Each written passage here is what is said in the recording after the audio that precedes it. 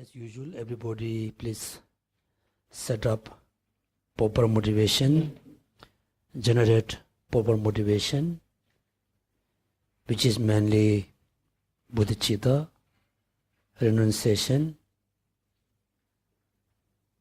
So, as usual, I will explain a little bit beginning of the class.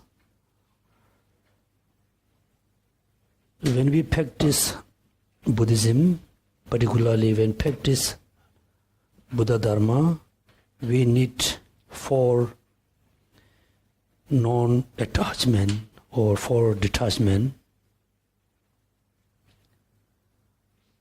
The first detachment, we should not have any attachment towards this life.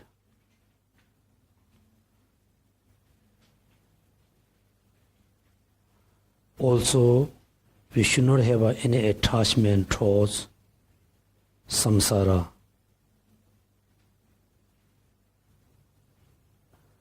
The second is, as a Mahayana Buddhist practitioner, we should not have any attachment about our own welfare, our own happiness. The third one, the fourth one, we should not have any sense of grasping of all phenomena. That means, first, number 1, we should not have any attachment about this life. Second, we should not have any attachment with the samsara. Third, we should not have a sense of attachment about our own benefit or our own welfare. Third, we should not have a wrong or view or grasping about phenomena exist independently. Why? If you only attach about this lifetime, on this life, so all your practices become very mainly about achieving something about this lifetime. Therefore, all the masters says, if you attach about this life, then you are not Dharma practitioner. You are not really following the Dharma.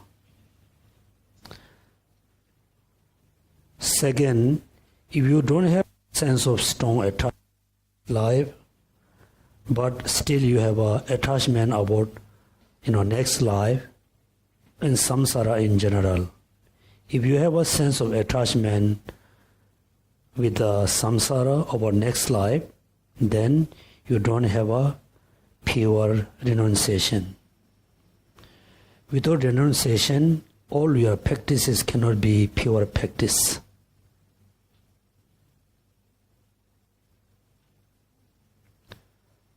Third, even though you don't have really a sense of attachment about this life, you are fully renounced with the samsara, still you have a very strong attachment about your own welfare and or your own happiness, then you cannot be Mahayana practitioner, you cannot be Bodhisattva's path practitioner.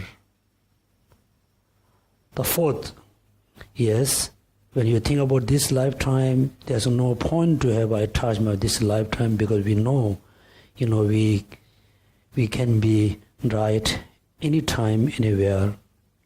Also, when we think about next life, wherever we will born, we will face same sufferings and problems. Then we think there's no reason to be attached with the samsara and next life. Still, we have an attachment about our own welfare thing. Yes, this finally also you thought, only thinking about my own happiness, my own welfare, then what happened? All other sentient beings. Due to that reason, you don't have any sense of attachment about this life, samsara, your own welfare and happiness. Still, we have a lot of misperceptions or misunderstandings about the reality, how things are exist. Therefore, finally, we really have to realize the reality, the truth, which is selflessness, which is emptiness. That's why Lama Tsongkhapa said, without renouncing, even though you realize you accomplish bodhicitta, without emptiness, you cannot cut the root of the samsara, root of the sufferings. So therefore, it is so important to realize emptiness.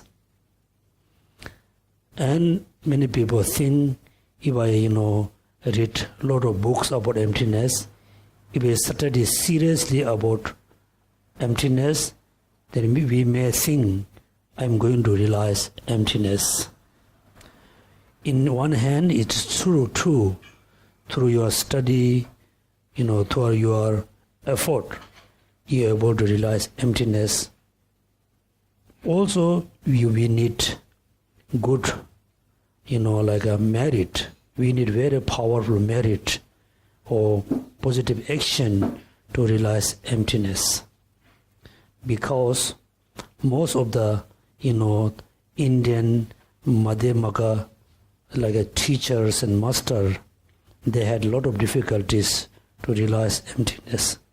Even though Lama Tsongkhapa, when he was, like a very young age, and even though he can see Manjushri, he can have able to communicate with the Manjushri, still, when he think about emptiness, he had a lot of confusion. He had a lot of difficulties to realize emptiness. Then, one day he asked to Manjushri, he can see, he can communicate, he can, have a question answer with the Manjushri. But, due to difficulties to understand emptiness, he asked question to Manjushri, how I can realize emptiness? Then the Manjushri said, you must compound two practices, which is accumulating merit, purifying negative karma. Therefore, in order to realize emptiness, study only is not enough. We need to accumulate merit. Through accumulating merit, your mind becomes more powerful. Then through purifying negative karma is purified, the obstacle to realize emptiness. Therefore, most of us have been practice Dharma. Also, we have been practice Lamrim. Now it is a time to very much emphasize to realize emptiness. Therefore, every time we do to practice, unionly or compoundly, which is purifying negative karma as well as accumulating merit. So generally, you can have a two practice separately, like recitation, Vajrasattva, mantra, doing prostration to all the Buddhas, Bodhisattvas, particularly 35 Buddhas, is mainly you are doing this practice merely, purifying your negative karma. And also, leading light, burning incense, offering flowers, fruits, practice generosity, practice shila, all of them merely will be practiced to accumulate positive karma or positive actions or merit. So most time we practice separately. If you practice great compassion, bodhicitta, the practice of bodhicitta can be, both practice for accumulating merit, practice for purifying negative karma. That's why, all the Mahayana masters, including, Buddha Shakyamuni said, if you fully generate bodhicitta, the practice of bodhicitta, only practice of bodhicitta can accumulate, a lot of merit as well as purify all the negative karmas. Therefore, beginning of the Bodhisattva way of life, the first chapter is chapter about benefit of bodhicitta. So when you read the book, when you read the first chapter, then you're going to realize how much benefit you can have. So far, I think most of us, just follow the Buddha Dharma. We practice the Dharma as as usual, tradition. So we should not be like that kind of practitioner. We should not be, we should not be follow the Dharma as our culture, as our tradition. We have to follow, we have to practice the Dharma is very important, very necessary our this lifetime for next life. Therefore, we should not be just say I'm Buddhist, I practice Dharma. Everybody have to be very serious about study as well as practice. At the beginning, for example, on the full moon day or the Vesak days, we had a short retreat, only 10 hours, even though not 24 hours, only 10 hours. So while you are taking, after lunch, I gave short kind of teaching. Then I went to my room. I was watching all of you through the CC camera. Then I can see, somebody looking up and like twisting your body like this. Look so tired, cannot focus your chanting, recitation, meditation, because, we are not serious, but we are serious, but we cannot because we have a lot of negative karma. So at the beginning, of course, everybody has a lot of difficulties for practicing Dharma. Just remember the first time when you went to school, the first time. Before you go to school, of course, your parents or relatives or teacher or somebody, I think, taught you, A, B, C, D. So before you go to school, you already learn, the very basic alphabet, English alphabet. But when you go to school the first day, 2 second days, first year, second years, you had a lot of difficulties to learn all the alphabet, all the grammar structure. Now you can see everybody, very fluent in English. So same thing when we seriously study Dharma, when we seriously practice Dharma, at the beginning, we have a lot of difficulties. We have, a lot of problems to understand, not able to practice Dharma. But we should not give up, within few days, few months, few years. Even though there's a lot of problems, a lot of difficulties, still you should think, I be able to study, I able to understand, I able to practice, why not? Buddha Shakyamuni, when he was born, the first time he was, a simple, ordinary child.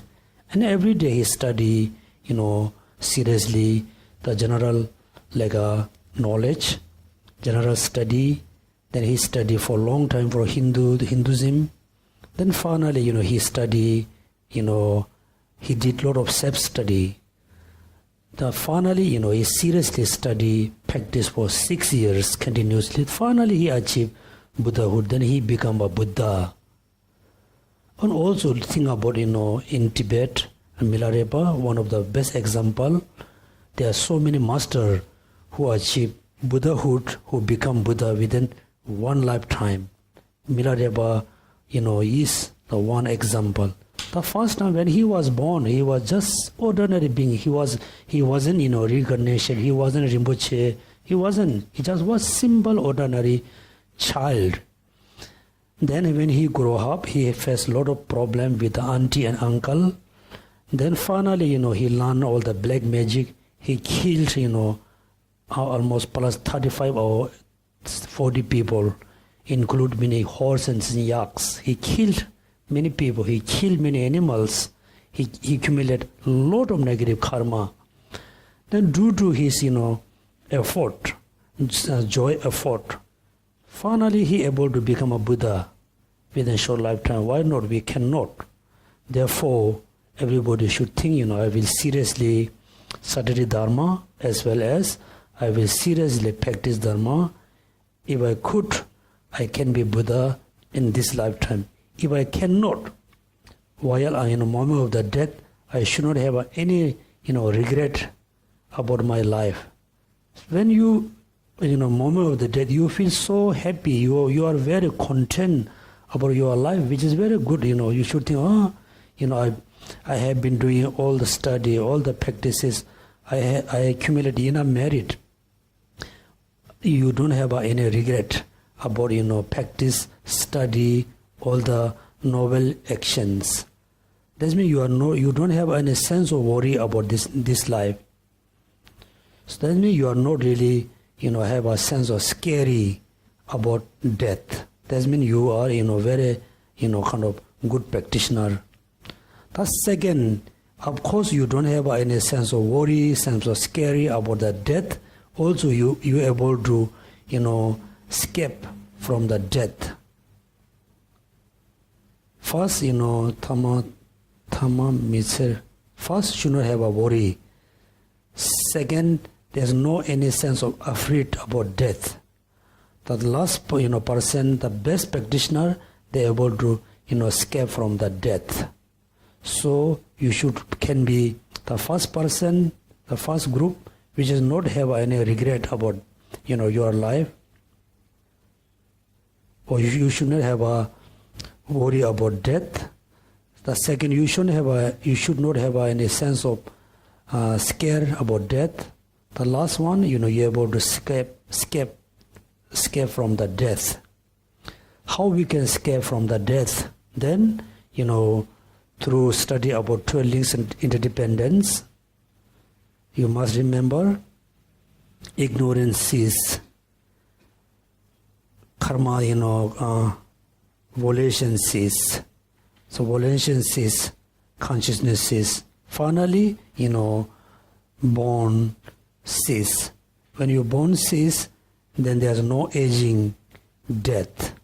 So we have a sense of age. We have we have day to day, we are getting older. Finally, we have to die because we have to leave this body.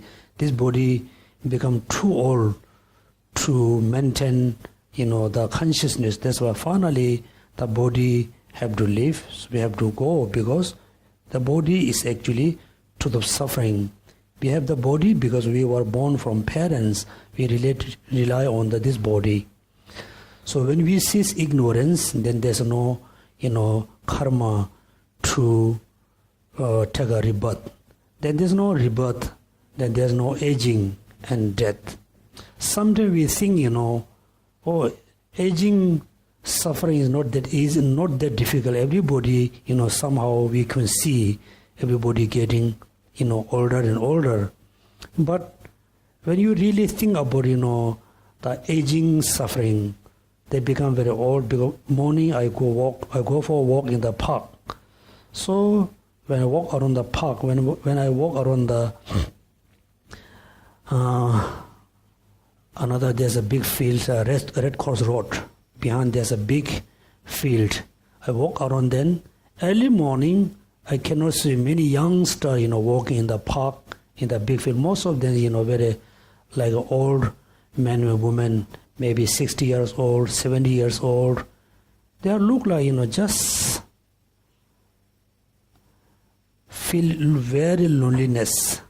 They just walk alone without having sense of enjoy and happiness.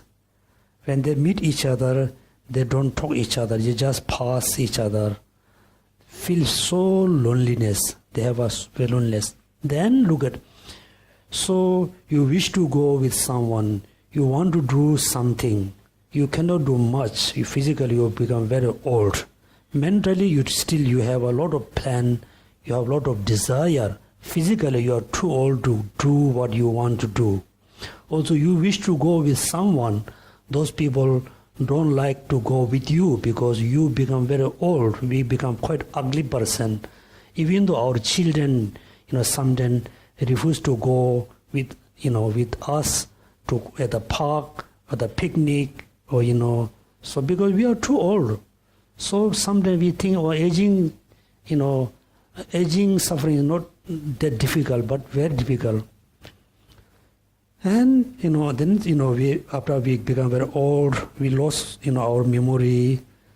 So we wish to eat a lot of good food, we cannot eat. We can eat, we cannot digest. There were so many suffering and some problem. Everything happened because we have the physical body.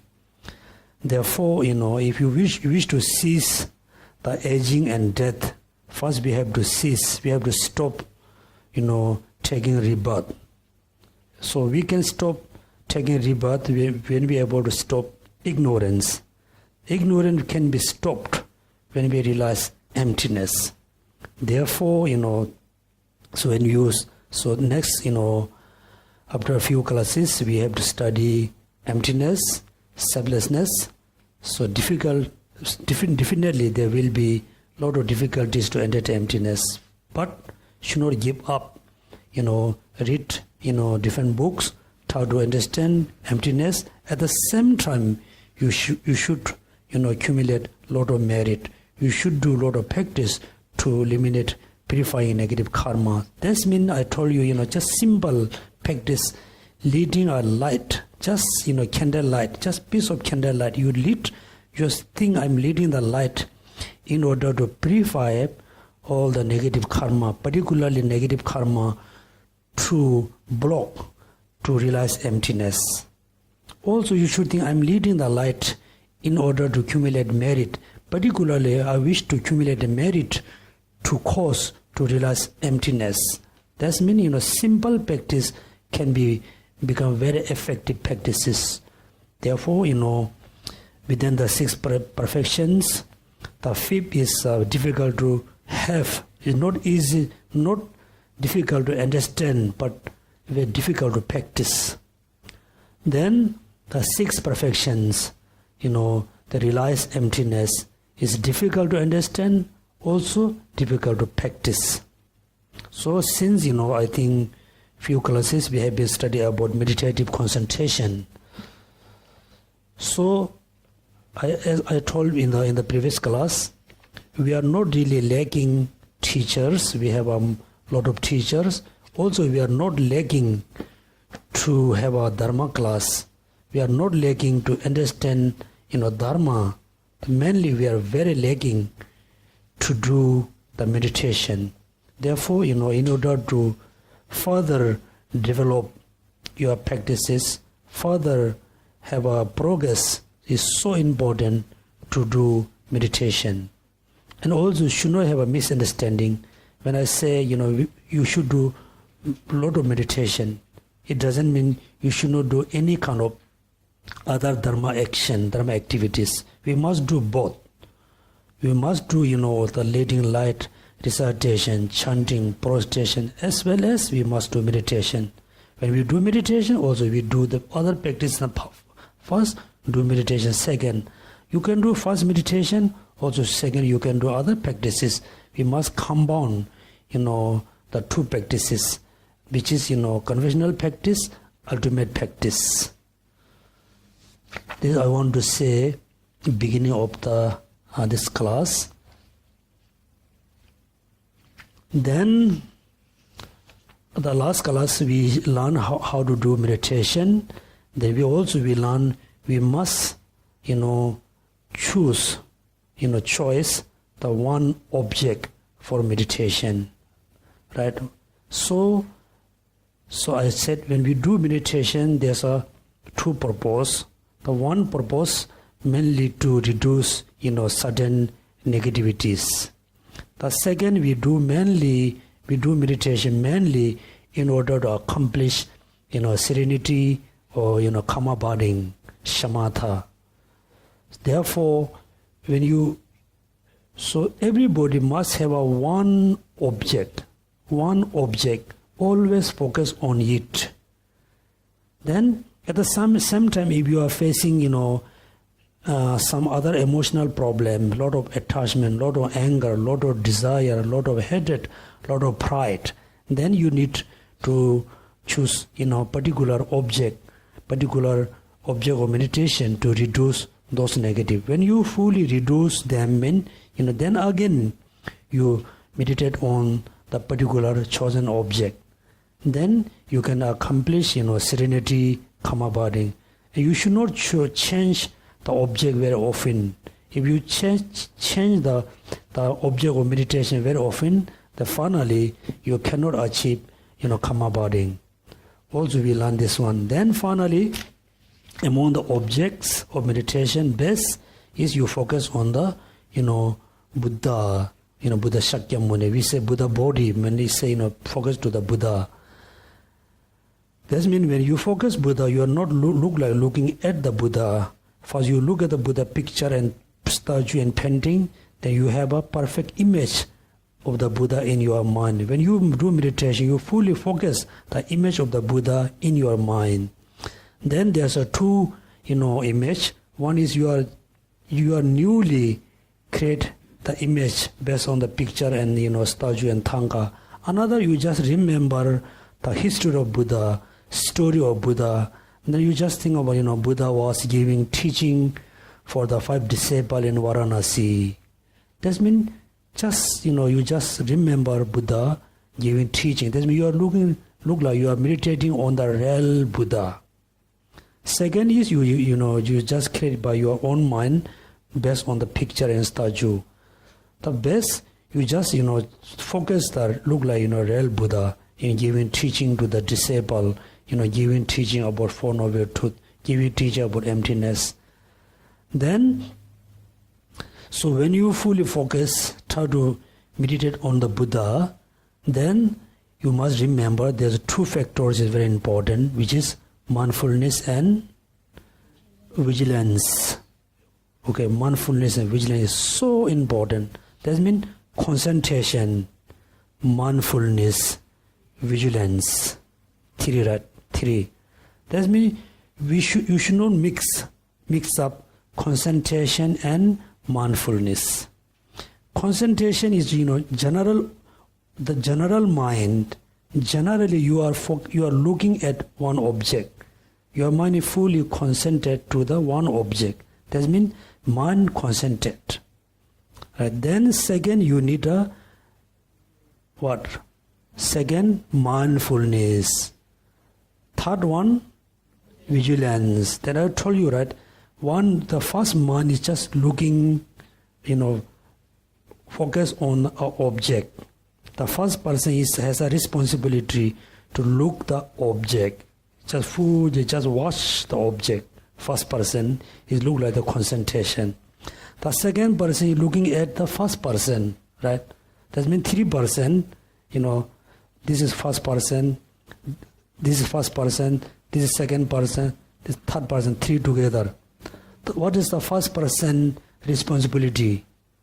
Watching the object, bags, whatever, watching the object. He has only responsibility to just watch the object. Then behind him, there's another person, so which is mindfulness. So second, what is the responsibility of the second person? He is watching the first person who are looking, make sure he's concentrate to the object or not. Second person, right? So what is the third person responsibility, which is the vigilance? The third person, what is the responsibility of the third person? He's looking at the mindfulness.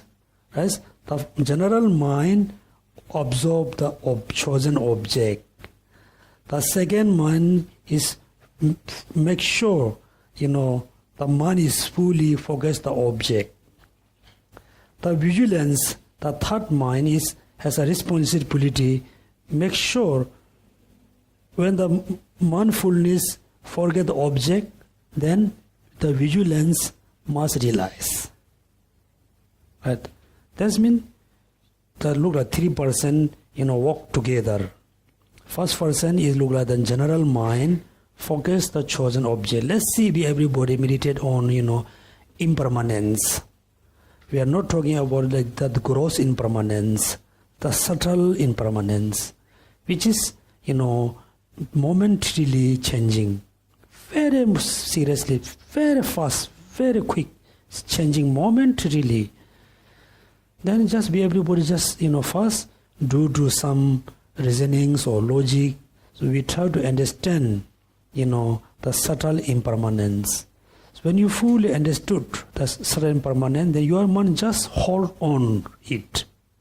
Subtle impermanent. That means your mind is concentrating on impermanence. Right? Impermanence.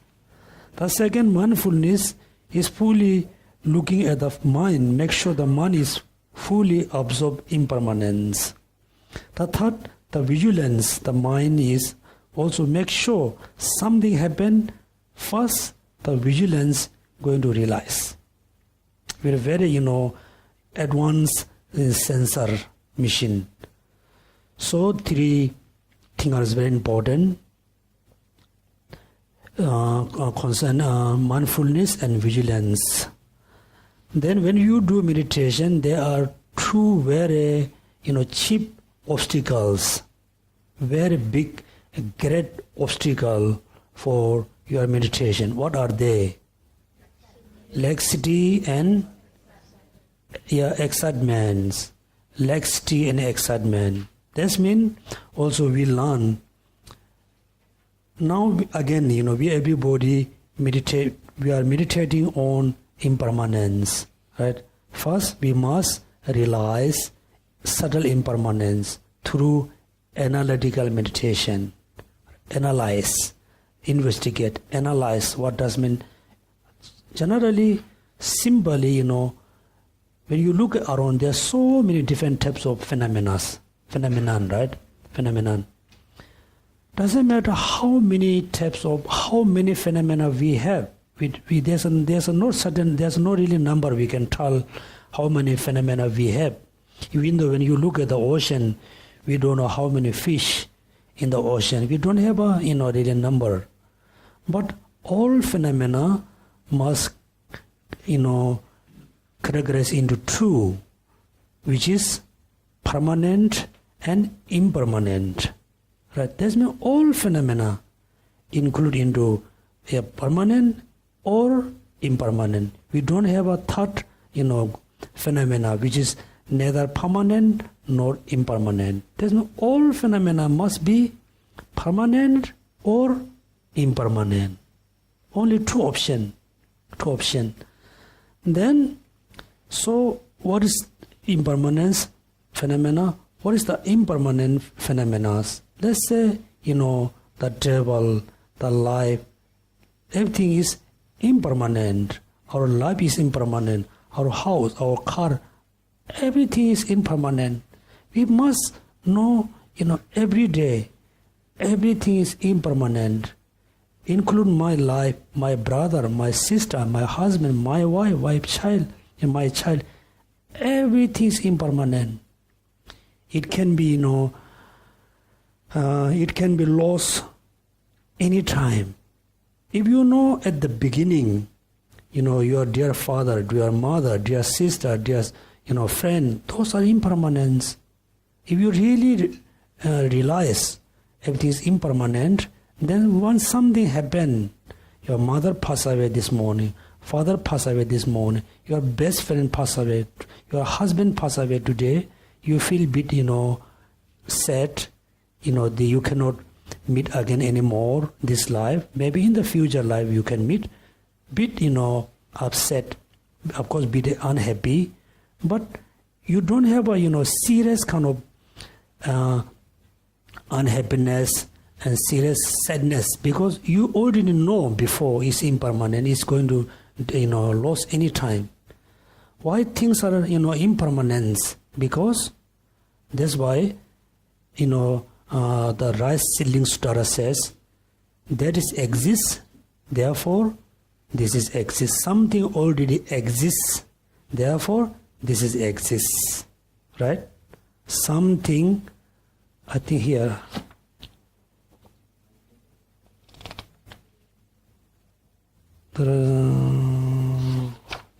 what is the Buddha said here? It's very nice word, right? Here. Some well-present dependent arising mean the something arise because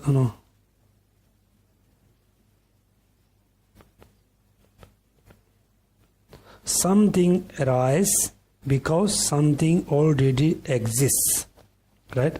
Something arises because something else already exists. Right? Can you repeat for me? Something arises because something else already exists. Look at, something arises because something else already exists. That means today I am very happy. Now I am very happy. Why I am now very happy? The happiness arises. Happiness arises within me because something else already exists. The causes and condition already exists in the past, this morning, or yesterday, or previous life. Due to this, existence, I have happiness.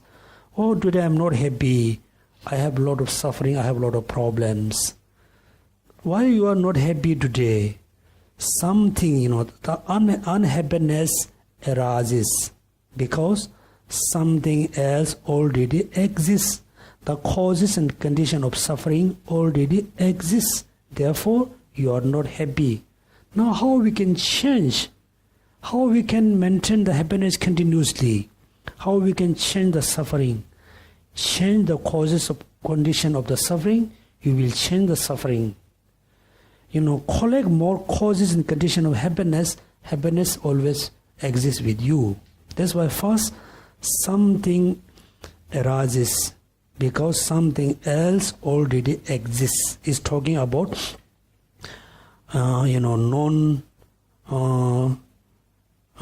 creator, concept of not non-creator. The second, look at, something is born because something else was already born. Right? Something is born because something else was already born. Right? That means the happiness which is I have now is born, mean is impermanence. Is impermanent because the causes and condition of the happiness impermanent. Right? That means if the causes and conditions are impermanent, the result must be impermanent. Permanent cause cannot produce impermanent. Impermanent cause cannot produce permanent. That's why he talk about condition of the potential. Therefore, in order to realize emptiness, we need to accumulate a lot of merit. Also, we need to purify a lot of negative karmas. Also, in order to have a perfect meditation, we need two things. First, mindfulness, the vigilance. Second big obstacle is laxity and excitement, right? Then also we learn while when we do meditation, that means everybody say, we are meditate on impermanence. So impermanence is the object of our meditation, right? Object means the mind we call subject. So no subjective. Should not mix up subjective and subject. Subjective means there's nothing. Just it's just based on your way of thinking, right? Subject means the mind sees subject. And the object means, let's here, impermanent is the object. For sound is object of the air consciousness, right? Object and subject. Now let's say, everybody do meditate on impermanence. That means impermanence became object of our meditation because we are meditate on impermanence, subtle impermanence. Because subtle impermanence happen because their own causes and condition. That means all phenomena are, all the conditioned phenomena are impermanent because it arises through causes and condition. The causes and conditions are impermanent, therefore all conditioned phenomena are impermanent. Right? So when we do meditate on impermanence, then so we have good understanding of impermanence. When we do meditation, we cannot see very clearly the impermanence. Right? Then we put too much effort to realize impermanence. If we put too much effort, then what will happen? Excitement arise. There's a danger to have an excitement. Right? Then you thought, oh, it's too much, I'm putting too much effort, I'm really too much focusing, I'm focusing too much on impermanence, I must have a bit relax. You must loosen the focus. If you lose too much, then there's a danger to have a laxity. Right? Therefore, when you do meditation, make sure your mind follow in the middle way. Should not focus too much, should not too relax. Bit relax, bit focus.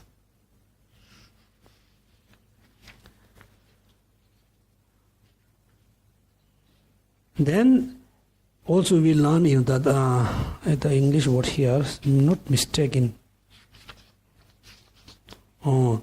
Eliminating the float methods. Right? That means also we need to differentiate between lethargy and laxity. Lethargy and laxity. Lethargy and laxity.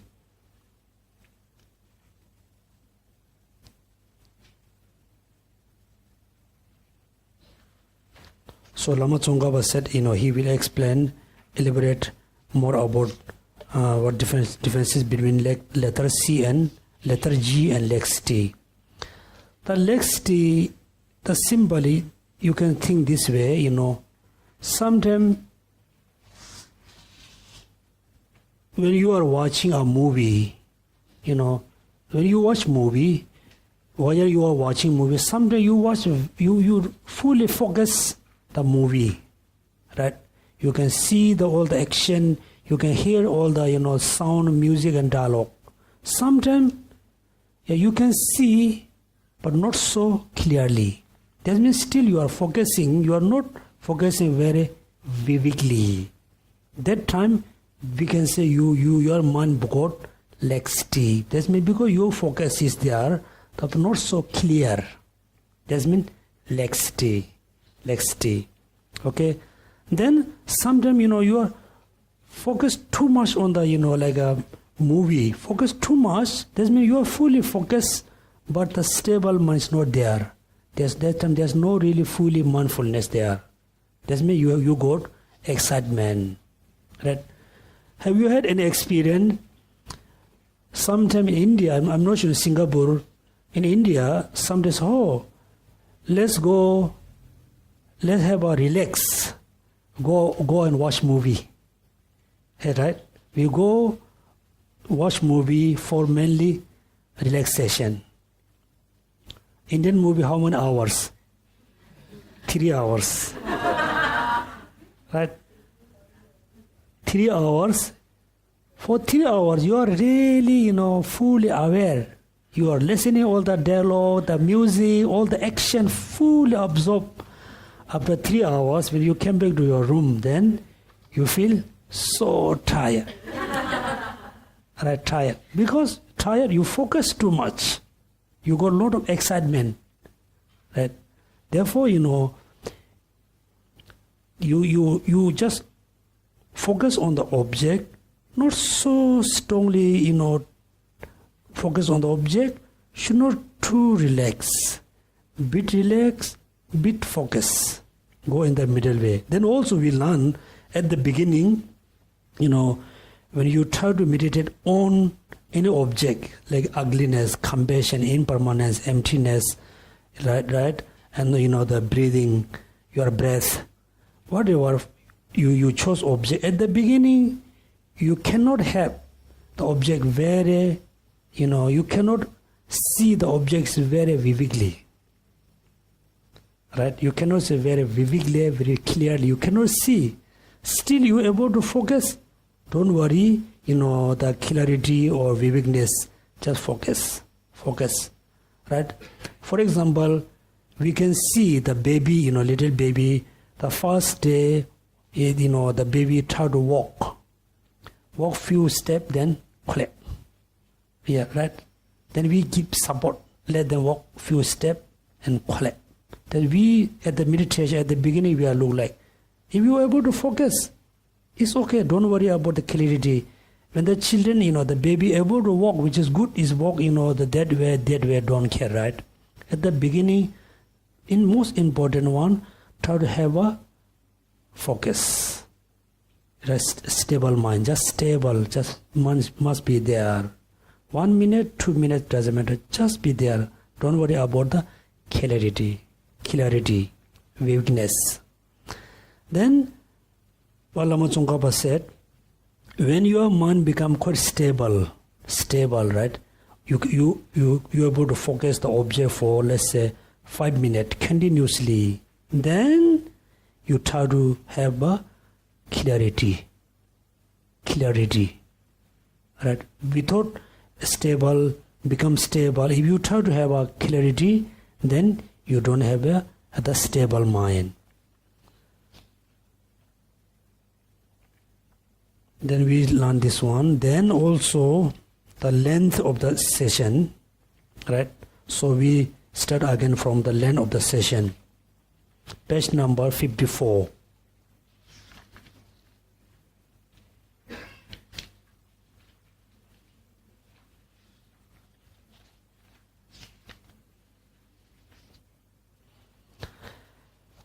Page number 54. The length of the sessions. Question, right? Somebody asks question. Not somebody asks a question. When you fix your attention on the object of meditation with mindfulness. Now you're talking about object, meditation, mindfulness, right? Attention. Fix. That means when you fix your mind or your attention on the object of meditation with mindfulness, is there a definite length for the session or not? Such that you say, I will stabilize my mind on the object only until then. That means, is there a certain time or not when you fix your attention on the chosen object with the mindfulness? That means, object must be there. Your attention fully attend to the attention towards the object. At the same time, you must have a mindfulness, right? And there's such a time or not. There's a question. And then reply, on this matter, all earlier gurus of the various Tibetan lineages says that you have to do numerous short session, right? Session. So all the earlier guru mean before Tsongkhapa, even though Nyingma tradition, Sakyapa tradition, Gelupa tradition, all the lineage master says at the beginning what? That you have to do numerous short session, many time but very short. Do lot of time with a short time. Why? Then the answer, look at, some say, right, do numerous and short, right? Maybe first you do 1 minute, take a break. Another 1 minute, take a break. 2 minutes, take a break. Do meditation, break. 2 meditation, take a break. Break. You should not do continuously, some master says. Because why? Some says that if you meditate in brief session and stop when it is going well, your meditation is going well, you are able to focus. Still, you must stop. Have a break. Right? Have a break. Look at, you will still be eager to meditate at the end of each session. That means your meditation is going well, you are able to focus. Still, you must have a break. Take a rest. Then do again. Because then, second, when you start, you're really happy to do meditation. right? Eager to meditate at the end of each session. While if the session is long, the reason, right, you do the short, numerous, no long. If the session is long, then the reason you look at, you will become very, right, that means you feel so tired.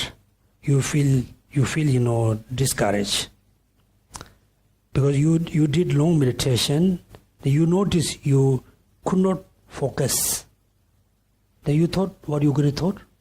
I don't think I can do meditation. Right? Then you feel very, very, bit, tired or bit upset. That's why some say you should not do long, you do short and numerous. That's the reason. Other master says, other explain that if the session is long, it is easy to fall under the survey of laxity and excitement. Right? If you do long meditation, then there's a dangers. They're easy to fall under the survey of laxity or excitement. If you try to do longer meditation, your mind, go under the laxity or excitement. That's why they say should not do long. So it is hard to develop faultless concentration. So that's why it is so hard to develop the faultless concentration. Now Lama Tsongkhapa said here, Asanga 7 levels. Classical texts do not state the length of the session clearly. So there's not really, classical text mean the text which is very authentic, written by very, master, like we call Pandita, who are very famous, who are very learned. There's not really such a text who explain the time. But Kamala Shila. So Kamala Shila was the Kamala Shila. Yeah, he wrote, 3 volumes, like a first, second, third. At this stage, engage in the meditative equipoise for the 24 minutes or an hour, half, 3 hours, as long as you can. So Kamala Shilas says, you can do 25 minutes, 24 minutes, 1 hour, 1.5 hour, or 3 hours. Actually, 3 hours or 4 hours, you can do as long as you can write. That means here important thing we have to learn. The next paragraph. If you practice the technique of mindfulness and vigilance, explained above, right? It does not matter if the session is a little long, right? If you are able to meditate on the object of meditation with the mindfulness and vigilance, then doesn't matter the time is little longer, is okay, right? How? If you are able to meditate on the chosen object, right? Chosen object means you need to choose. You need to choose what kind of object you must meditate on. You need to choose. This is what I call chosen object. When you meditate on the chosen object with the mindfulness and vigilance, then doesn't matter, the time is little longer, is okay. Lama Tsongkhapa said like that. Little longer. However, usually one of the two things will happen when you are beginner. So everybody, we are beginner of meditation. However, usually one of two things will happen when you are a beginner and have a long sessions. So as a beginner, when you do the long meditation, let's say 20 minutes, on the one hand, very important, on the one hand, you may become distracted due to forgetfulness. Right? This means the first time when you do meditation on impermanence, first few minutes, you are able to focus on impermanence. Right? Now we just say we have everybody meditate on what? Impermanence. The first few minutes, you be able to focus on what? Impermanence. We are focused. Then slowly, after 2-3 minutes, we got distraction. Our mind is distract. Why we got distraction? We get forgetfulness. That means we forgot what? We forgot the impermanence. We forgot the impermanence. Right? That means, look at, I think some of you, attend the one-day retreat.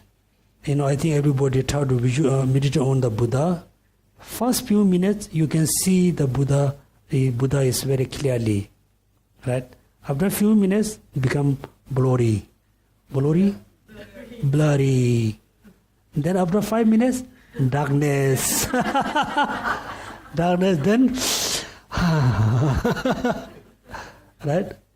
Forget. We cannot focus because we forgot the image of the Buddha. Then our mind distract.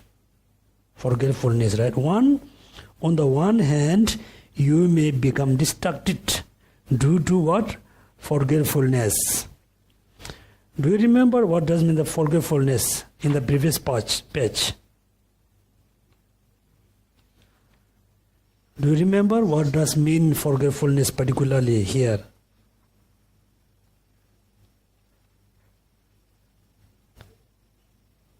Do you remember?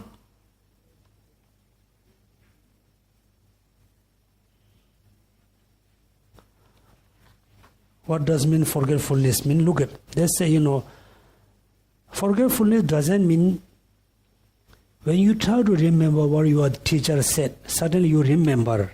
You remember. It doesn't mean you don't have about forgetfulness.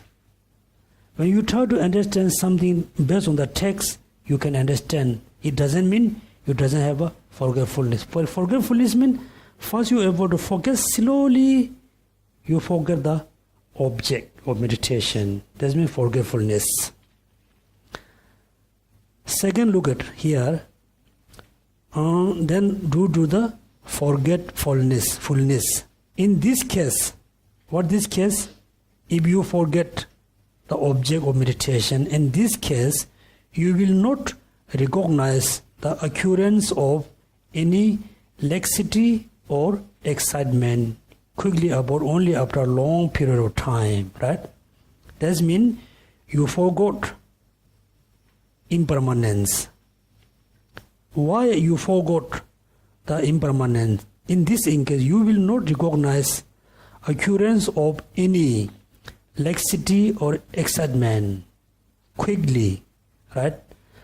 Because first you meditate on impermanent, first minute, second minute, then you forgot. You forgot because it occur what? Occur what? Two of them, which is laxity and excitement. You are first you meditate on impermanent, second, third minute, you're not able to focus because your mind already has gone. Because of laxity or because of excitement. Look at laxity or excitement quickly. You cannot recognize, or laxity arise. You cannot recognize quickly excitement arise. But you realize, but only after a long period of time, right? So when laxity come, you must recognize it's come, you focus. Or, excitement arise, you must recognize very quickly. But for us, we cannot recognize when the laxity occur or excitement occur, we cannot recognize. We recognize after a long period of time, after a long time, right? Sleep 10 minutes, then you realize, oh, I'm not meditating. Right? This one time. On the other hand, we become distracted due to the forgetfulness. On the other hand, though you may not lose your mindfulness, right? You may not lose. You still mindful on the object of meditation. It is easy to fall under the survey of laxity and excitement, and you will not quickly recognize them when they occur. Right? First, you totally forgot your object of meditation. You totally forgot. Then after a long time, you realize, oh, I forgot. Right? Second is, you didn't forget. You haven't forgot. You focus on the impermanence. But, right? On the other hand, though you may not lose your mindfulness, that means you are still mindful on the impermanence. It is easy to fall under the laxity, excitement, and you will not quickly recognize them when they occur. First, you totally forgot the object of meditation. Second, you haven't forgot the object of meditation, but you cannot recognize when the two minds occur. Right? That means someday you forgot the object and the two minds arise. Sometimes you haven't forgot the object of meditation, but the two minds is occur. It is easy to fall under the survey of laxity and excitement, and you will not quickly recognize them when they occur. The first situation, which one? The first situation? Totally totally forget the object of meditation. The first situation, hindrance, the development of strong mindfulness. So first you got the obstacle, the hindrance. You cannot remember the object of meditation. Then you must develop what? Strong mindfulness. You need really strong mindfulness. Right? Then if you have a strong mindfulness, then you won't forget the object of meditation. You won't forget the impermanence. You need a strong, mindfulness of impermanence. Fullness. The latter, which is the latter? The latter hindrance. What does the latter mean? No. Although, on the other hand, though you may not lose your mindfulness, right? But you not lose your mindfulness is there, but you have a problem to recognize when laxity and excitement occur. You have this problem. How you can solve the problem? Latter hindrance, development of strong vigilance. Right? That means if you are totally forgetful the object of meditation, you need to develop strong mindfulness, not mindfulness, strong mindfulness. Second, even though you have a mindfulness on the object of meditation, but you have a problem to recognize when the two minds occur, then you need to develop what? Strong vigilance. Right? That means in order to have a good meditation, you need a strong mindfulness as well as you need strong vigilance. When you have a strong vigilance, that means when the excitement, laxity occur, you will recognize. When you have a strong mindfulness, you won't forget the object of meditation. That's why, if you, of course, there's no way you say meditation is important, very important. Therefore, we need to develop strong mindfulness, strong vigilance. If you have two of them, then you solve the two problems. The first problem, forgetfulness. Second problem, not recognizing the two things, right? Then and you will not the first okay. It is very difficult to stop laxity and excitement. In particular, failing into recognize laxity and excitement after you have become another important here. In particular, failing to recognize laxity and excitement after you have become distracted due to forgetting the object of meditation is much worse than the failing to quickly recognize laxity and excitement while you're not forgetting the object of meditation. Right? That means, first, if you totally forget the object of meditation, second, you still mindful.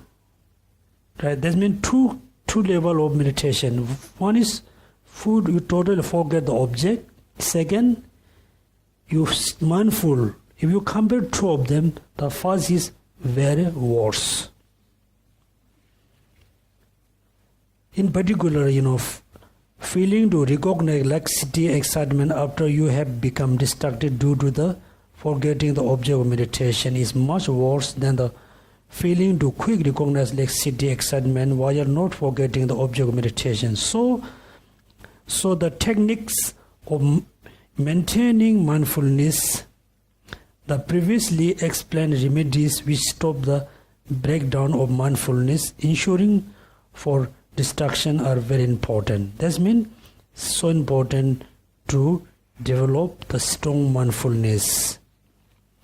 If you have great forgetfulness ensuing from the distraction as well as vigilance so weak that is does not quickly recognize laxity and excitement, then your season must be short, right? If you have a problem of the forgetfulness, or if you have a problem the weak vigilance, then what you need to do, you do the short session, not the long session, right? Long session. Why? Because if you got the habit, even you always forget the object meditation, you always try to meditate on, then you got bad habit, right? That means at the beginning you do the short meditation, not the long. If you have the two problems, if you don't have a two problem, then you can do the longer one. There's no problem, right?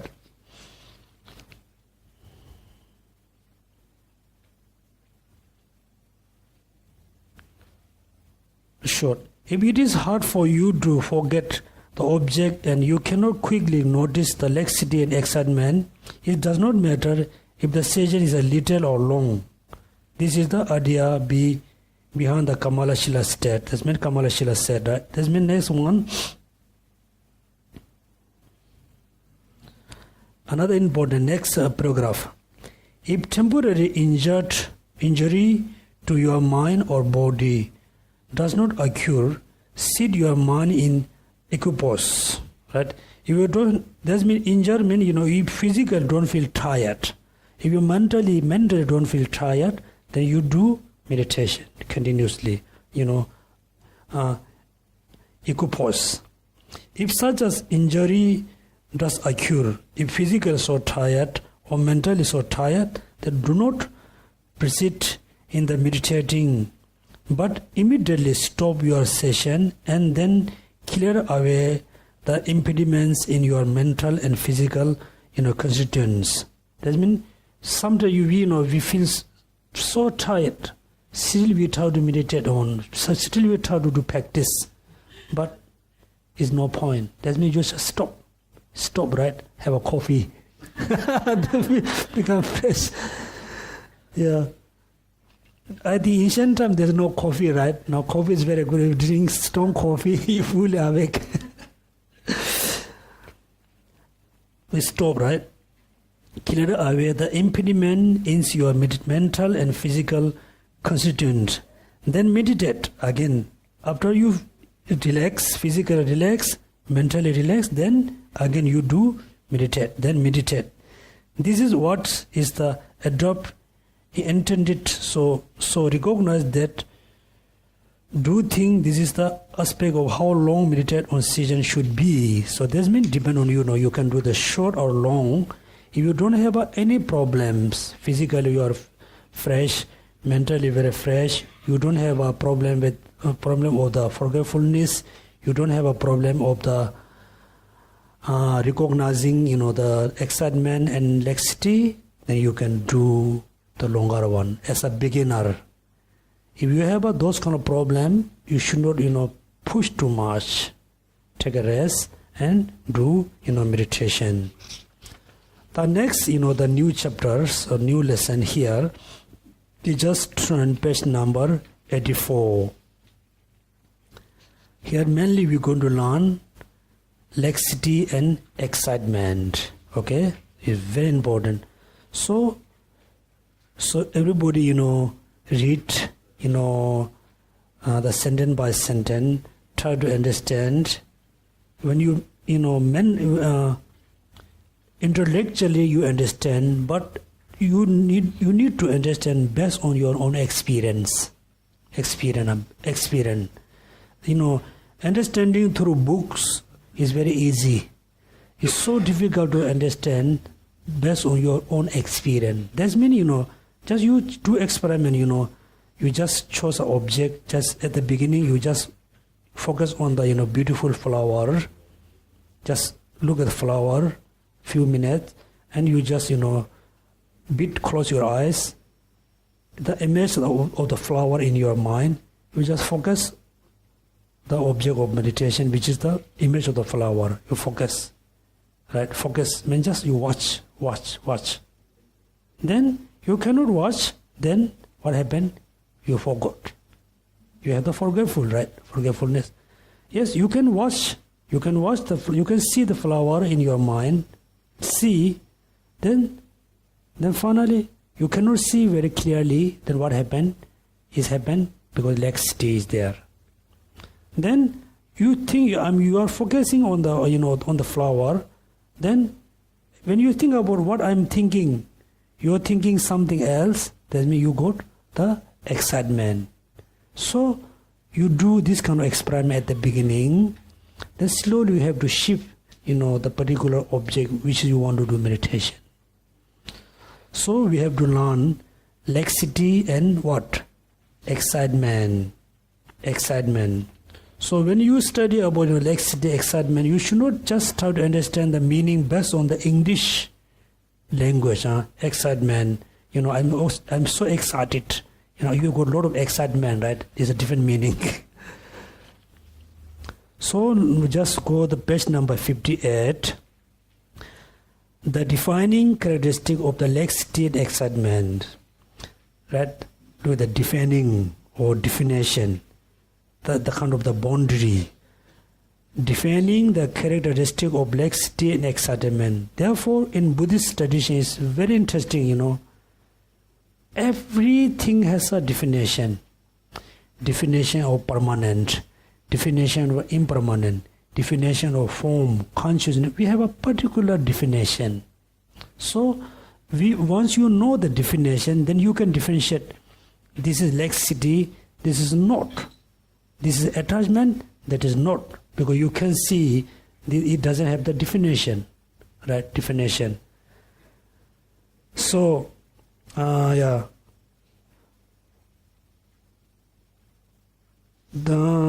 excitement is defined in the Asanga, compounded of the knowledge, very important books. What is excitement? Yes, there are many parts. It is an unquiet state of mind. One part, right? Unquiet state of mind. One part. Second part, consider true derivative of attachment. Derivative, right? Derivative of attachment. Second part. Which pursues pleasant object. One part. Act as an impediment of the meditative serenity. One part. Total how many parts are there? 4 parts. General 4 paths. What are they? Unquiet state of mind, derivative of attachment, pleasant object, then primitive of meditative serenity. That means when you think about, excitement, you need to think the 4 parts. Number 1, unquiet state of mind. Second, in derivative of attachment. Third, is pursues pleasant object. Fourth is the impediment to meditative serenity. Right? There are 3 aspects to this definition. The first, object is unattractive and pleasant. That means excitement always focus on what? Attractive and pleasant object, right? This means talking about object. That means excitement object always be attractive and pleasant. Second, the subjective aspect is that your mind is unquiet and scattered outward, as it is derivative of attachment, is engaged is object with the sense of craving. Its function is to impede stabilization of your mind. Here the first part, look at attractive and pleasant.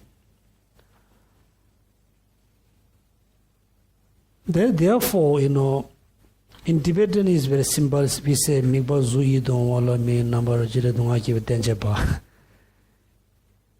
Look, it's an attractive object, pleasant object, right?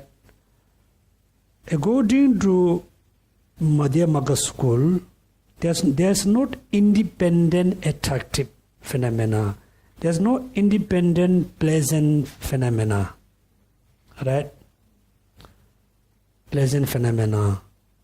Therefore, attractive or not is depend on how you can look at on, how you look at on. It is pleasant or unpleasant, or also depend on you.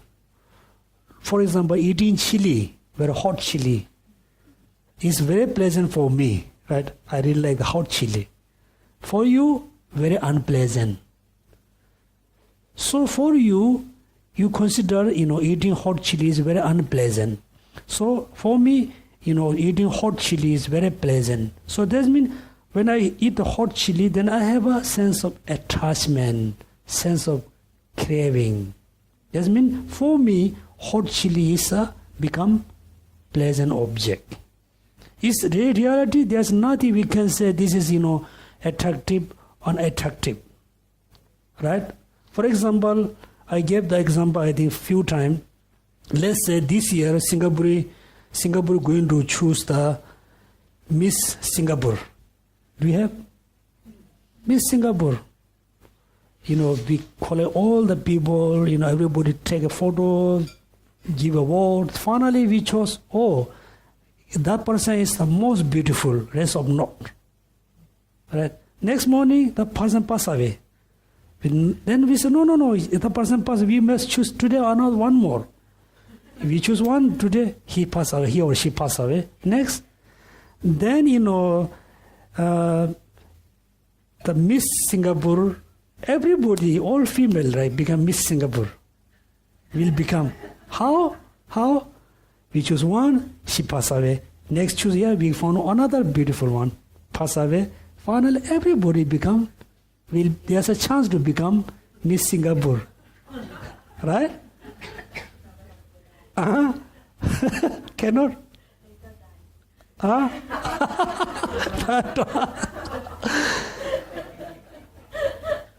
Therefore, there's not such a thing, we can say, it's perfectly attractive. Let's see, very simple example. As a Asian people, as a Singaporean people, when we select, Miss Singapore, we choose the lady who has a hair must be kind of black. What kind of face? We cannot give, Miss Universe as like an African lady, right? In Singapore, cannot. In Singapore, in Africa, this lady become Miss, African. There's nothing we can say, this person is perfectly attractive. This object is, perfectly pleasant. It's depend on you. If it increase your attachment and desire, for you attractive, for you pleasant. What we can learn when we think about this, man, we can learn everything relativity, right? Sometimes, many people says, oh, I'm too old to learn Dharma. He can walk, he or she can walk, talk, eat, why can he or she can learn Dharma?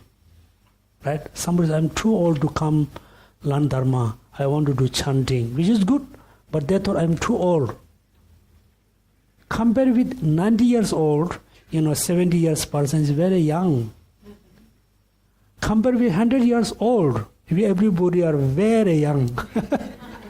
That's why everything is, comparison. Everything is very dependent, interdependent. Therefore, when you say, attractive and pleasant, you should not think, oh, yeah, excitement object must be excited. The ugly is no.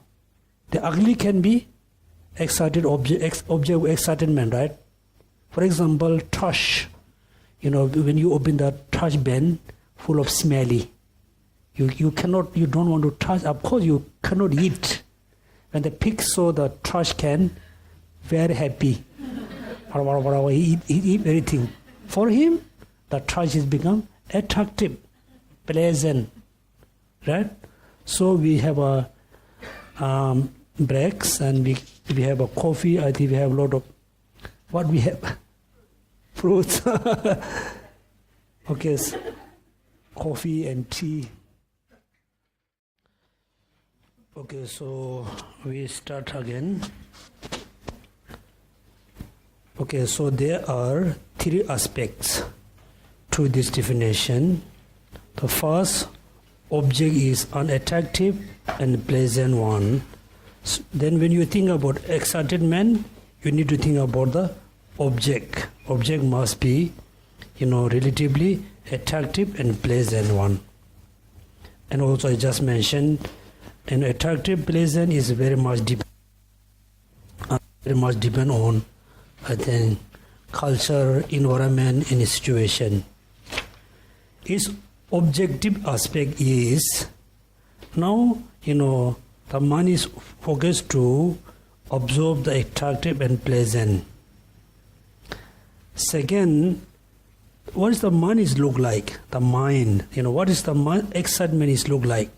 That means aspect is that your mind is unquiet. This means, the mind is not quiet, means not just stay one place, unquiet and scattered outward. Always, bring your mind somewhere. As it is a derivative to attachment. This is bit, I think, misunderstanding. It is looked at as it is a derivative of attachment. That is actually say it is include into attachment. Okay, the mind, category into attachment, not really, derivative from attachment of attachment. It engages object with the sense of craving. So what is the function? Function is to impair the stabilization of your mind on its object. That means when you focus on the object of meditation, excitement calm. How is calm? First, the excitement focus or absorb on the attractive and pleasant object. Its nature is unquiet, scattered outward, include into attachment. So what is the function? The function is impair this stabilization of your mind. This is the definition of what? Excitement. When your attention is inwardly fixed upon it object, excitement which is attached to form, sound, and so on, plus pulls your attention helplessly towards the object and cause distraction, as it says in the Chandragomas. That means when you meditate on impermanence, first you fully observe impermanence. Suddenly you got excitement. How? Another mind, one mind fully focused on the impermanence. Suddenly another mind remember like a music, singing, like sound, smell, taste. Then suddenly your mind got distraction, right? Distraction. That means look at when your attention is inwardly fixed upon its object, excitement, which is attached to the form, sound, and so on, pulls your attention helplessly towards those objects. Then suddenly you remember, eating something, drinking something, doing something. That means excitement. Just as you are focused on the meditative serenity, distracting your attention towards it again and again, the noise of affliction pulls your attention helplessly with the rope of the attachment to object. That means here excitement becomes look like a rope. Pulls your mind which is meditated on something. It pulls because the mind focus to the sound or smell or something. Now next paragraph, question. It's very important question.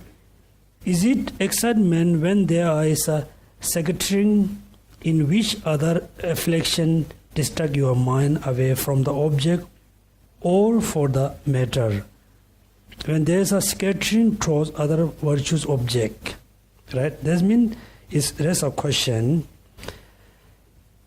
Excitement when there is a scattering the which other affliction distraction. For example, while you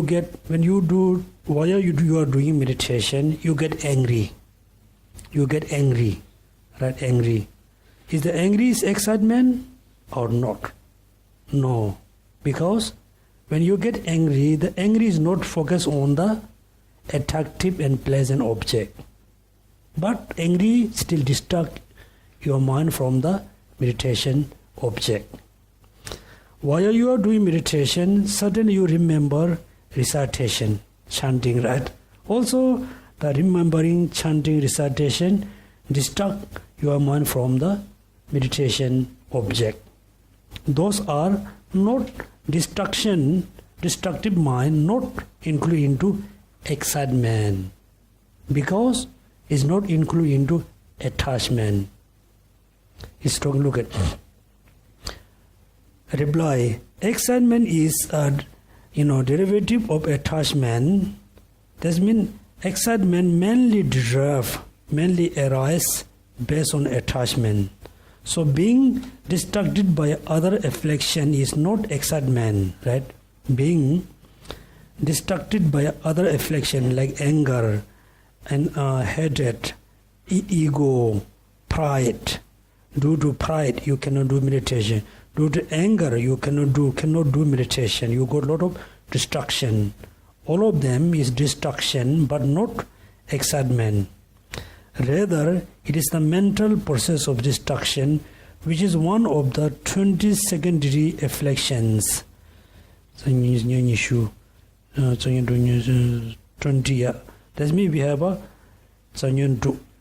6 root affliction and 20 secondary afflictions, right? That means just distract from the meditation object is distraction, but not excitement. For example, while you are doing meditation, suddenly you got angry. When you get angry, your mind got distraction. Your mind is not able to focus on the chosen object, right? It's become distraction. Is anger is as excitement? No. It's a distraction, not excitement. Also, while you are doing meditation, you remember, doing recitation, chanting. That kind of money is excitement or not? No excitement, because it is not included into attachment. Look at secondary reflection. Secretary towards the virtuous object may involve any virtuous or mental process. So not all secretary is excitement, right? Even though you remember doing kind of virtuous activities, those are just mental process, but not all, secretary is excitement. Now another very important, look at here, many translations, render laxity. Now what does mean really laxity? Laxity, right? Now there's another chingwa. Yeah, we don't call laxity mean chingwa. Excitement gopa. Chingwa gopa. Chingwa mean excitement. Gopa mean chingwa mean laxity. Gopa excitement. Chingwa gopa. There's another we call chingwa mukpa. Mukpa is lethargy. Lethargy mukpa. Lethargy mukpa. No gukpa. Mukpa. Mukpa. Lethargy mukpa. Excitement gopa. Gopa. Laxity chingwa. Okay, Tibetan language class. Laxity chingwa. Chingwa. Lethargy mukpa. Mukpa. Excitement gopa. Distraction thowa. Thowa. Thowa means, thowa means, for example, your mind fully fixed on something, suddenly it has gone. Because,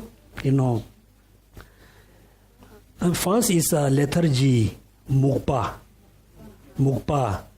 Laxity, chingwa. Excitement, gopa. Distraction, thowa. Thowa means, just go somewhere, thowa. Right? Thowa.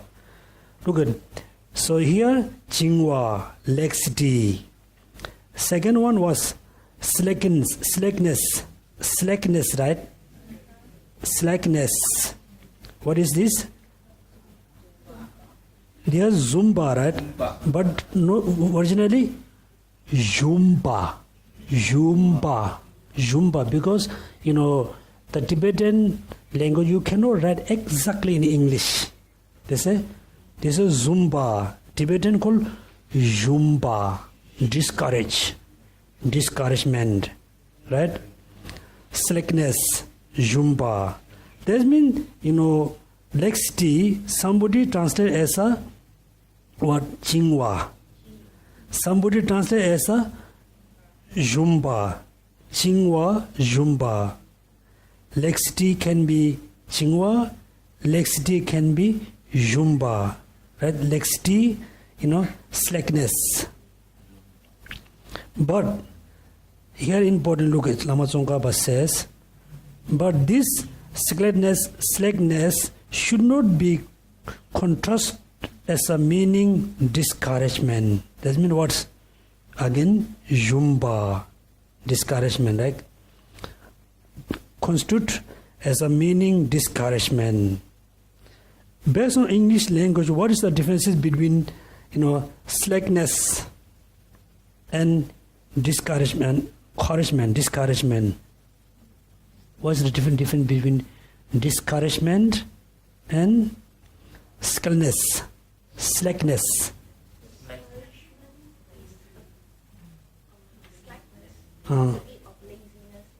Okay. Well, discouragement. The intention of letting go, not doing it. Yeah, that's correct. For example, when you say discouragement means you totally give up. So you say, I cannot do Zumba, right? Totally you become, we say, we say dead mind. Man is death. Death. D-A-T-H, death. D-A-T-H, right? Death. Death, yeah. Life and death. Discouragement look like your man is totally dead. Cannot do anything. Discouragement. Mini translation, written laxity is Jingwa, skillness is Jumba. But this skillness should not be constitute as a meaning discouragement, Jumba. As for its definition, so now what is the definition of laxity? So we learn definition of excitement. Next, remember the definition, First, look at now definition. Most of yogis among this snow peak seems to consider laxity to be lethargic state of mind. Right? This stays on its object of meditation without scattering else, where but lack of limp clarity. So look at, it's just simply saying, the Tibetan master, according to Tibetan master, the definition of laxity is what? Consider laxity to be lethargic state of mind that stays, right? The mind stays on where? Object of the meditation. That means the mind is able to focus on the object of meditation without scattering. Means this mind is still there. Else, we are but lack what? Lacks limpid clarity. Right? Limpid clarity. So this is the definition of laxity according to whom? The peak seems to, the Tibetan yogis among this snow peak, that means before Lama Tsongkhapa. Most of the other masters says laxity mean is kind of lethargic state of mind. Stay on the chosen object of meditation, but there's no clarity. That means look like you're a bit sleepy. Mind is full, is sleepy on the object of meditation. This is a definition of according to those masters. Then Lama Tsongkhapa said here, this is incorrect. Which is not incorrect? Lethargic state of the laxity is laxity to be lethargic state of mind, stay on its object of meditation, then without scattering, then lack of limpid clarity. This is the definition of laxity. Lama Tsongkhapa said, this is incorrect. For lethargy is said to be cause laxity. Let me look at those masters mix up between what? Laxity and lethargy. Lethargy, right? Lama Tsongkhapa says it is incorrect because lethargy is said to be cause of laxity. So the two are distinct. What are the two? Lethargy and laxity. Suggested in the Kamala Shila second stage of mind. Look at now. Laxity doesn't mean, a lethargic state of mind, able to focus on the meditation object, lack of limpid clarity. Right? It is a lethargic state. That means the mind is look like lethargy. Lama Tsongkhapa said is incorrect because lethargy is the cause of the laxity. Laxity and lethargic must be distinct, must be separate. They are not same. Okay? Lethargy is the cause of what? Laxity. Laxity is not lethargy. These are different. So who says is incorrect, right?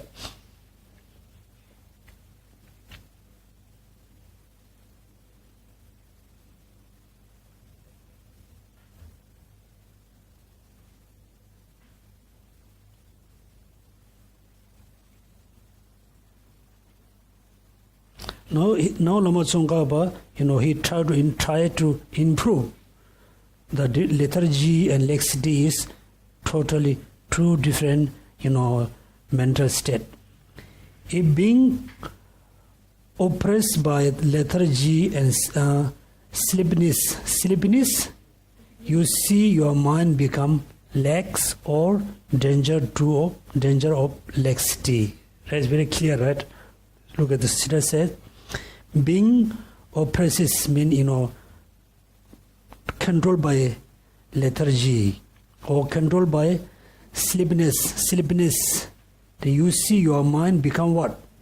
Lax or danger of lax. That means already lax, almost going to be becoming lax. Do you remember? In the past they said already become. Do you remember? What? Oh yeah. Became to becoming. That means already lax or will going to be lax. That means we have a laxity because due to the lethargy, due to the sleepiness.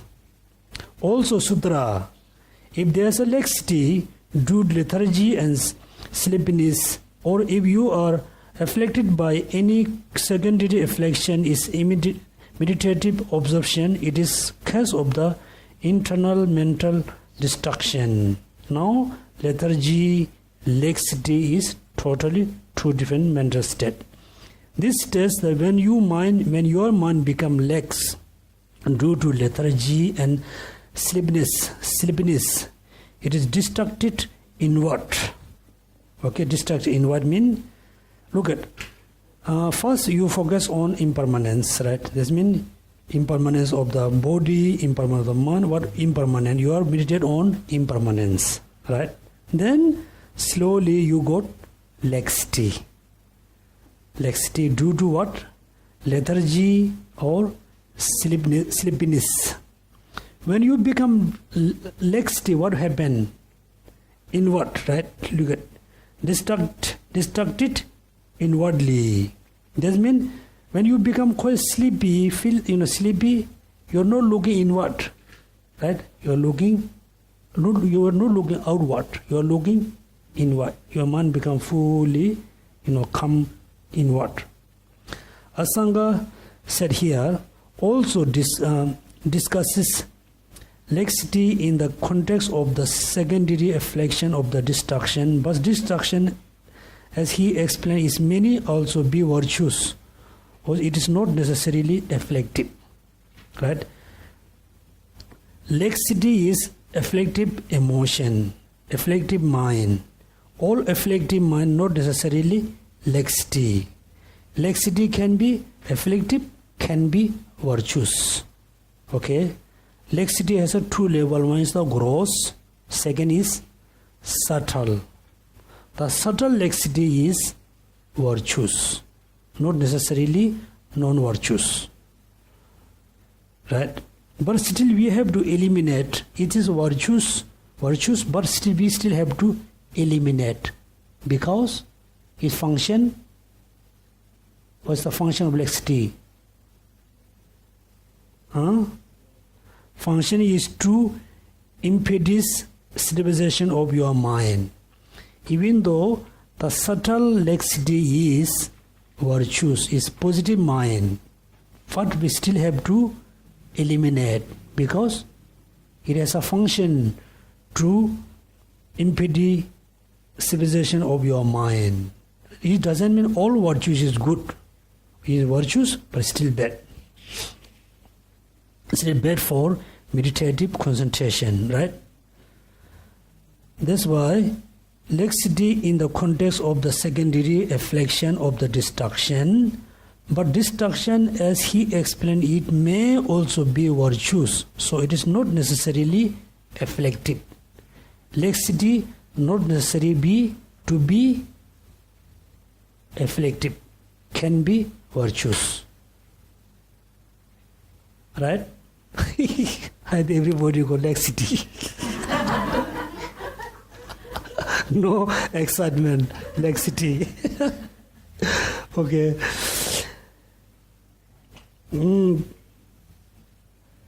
Now look at third question. So this question, what is excitement? Second, what is laxity? Third, what is lethargy? Lethargy, right? Of the lethargy, then Asanga again, component of the knowledge says, what is lethargy? Lethargy, unserviceable state of mind, classified as a delusion. It works to assess all root affliction and secondary afflictions. Many parts, right? Look at now. First part, unserviceable state of mind. That means you try to meditate on something. You try to do good thing, right? You have a motivation to good thing, but you cannot. You have motivation when you try to do practice. When you try to do, meditation, you cannot do. That means your mind become what? Unserviceable state of mind. Classify is categorized as a derivative of delusion. Right? The lethargy has a function to, unserviceable state of mind. Is arise based on what? Delusion. This means ignorance here. Okay, delusion refer to ignorance. His works to assess. That means lethargy's works to assess all root affliction and secondary affliction. That means lethargy always assess all root afflictions. How many root afflictions we have? 6. What are they?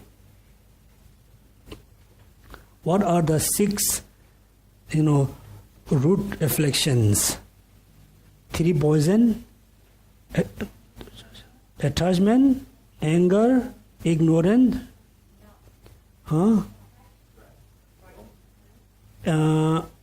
anger, attachment, ignorance, anger, then pride, wrong view, yeah. Sanyun du dosha jedang timu ngayal dosha attachment, jedang anger, dosha jedang timu ignorance, pride, ngayal, then wrong view, then jealousy, attachment, dosha jedang timu ngayal, lokta, dosha jedang timu khondu, dosha jedang timu ngayal, lokta. 6 affliction. Sanyun du, your wrong view. Dosha jedang timu ngayal, lokta. Dosha jedang timu ngayal, dosha jedang timu ngayal, lokta. 5. What are the number last? Dosha jedang timu ngayal. So when you say anger, then you should not count hatred. When you count hatred, you should not count anger. Dosha jedang timu ngayal. Pride, doubt. Yeah, doubt, wrong view. Again, attachment, anger, ignorance, pride, wrong view, doubt. We can say negative doubt. Okay, when you say prasadi, then you can say negative doubt. Those are the 6, root affliction. 20 you can learn in the mind and mental factors. Let me look at, the lethargy. Lethargy is very, bad because it assists all root affliction as a secondary affliction. Now you know the definition, right? That means unserviceable state of mind, classified as a derivative of delusion. It work or function to assist all root affliction and secondary affliction. So this derivative of delusion is the heaviness and unsurveyability of body and mind. This is very correct, right? So when you do good thing, good thing like recitation, chanting, we can say at the beginning 5 minutes. Everybody chant very clearly, very active, very loudly. After 5 minutes, dim. That means your body become unserviceable. Your mind also become unserviceable. You feel so tired. That means heaviness of your body, your mind also feel very heaviness. Because all of this have been because of the lethargy. Then here look at what is the lethargy? The heaviness of the body and the heaviness of the mind, which are the unserviceability of the body and the unserviceability of the mind. This means lethargy. It's not saying the heavy body is the lethargy, the heavy mind is lethargy. We feel heavy body, we feel heavy mind. These are the sign or indication of the lethargy. Okay, lethargy is arise based on what? Delusion. What is its function? Function is assess all root affliction and secondary affliction, right? So this next laxity mean that your mind's aware of. Now it's more detailedly, okay, more precisely. Look at laxity mean that your mind's way of apprehending the object of meditation is slack, right? Laxity mean, look at your mind's way of apprehending the object of meditation is slacked, means has gone. You do not apprehend the object with much vividness or firmness. Firmness, vividness and firmness. Vivid means the object must be appear very vividly, and the mind vividly also very tight. Okay, not loose. Firmness. So even if it is the limpet, if your mind's way of apprehending the object is not highly vivid, then laxity has said in the Kamala Shila, right? That means, so we can stop here because it's quite heavy words. Right? Lethargy. Count lethargy. Then laxity, excitement, then dullness, right? There are so many words. Then also you must know the definition. Next time when you come back, everybody must remember the definition of laxity, excitement, lethargy, and all the difference between lethargy and laxity. Then, okay, so we can stop here. Homework. I don't think everybody really done homework.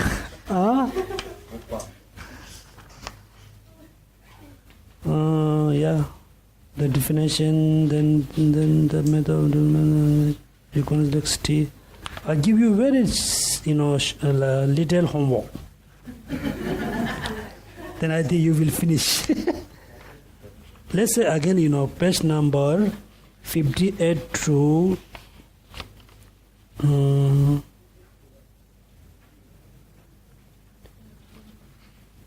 65. 58 to 65. In the case of excitement, right? Difficult? 1, 2, 3. Only 4.5 page. You can finish 5 minutes.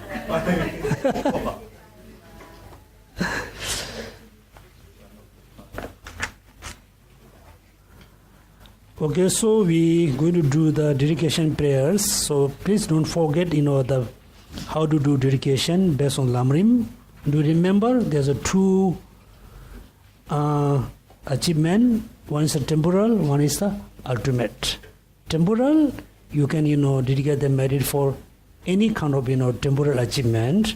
Don't forget, dedicate the merit to achieve the ultimate goal, which is Buddhahood, for benefit of all sentient beings.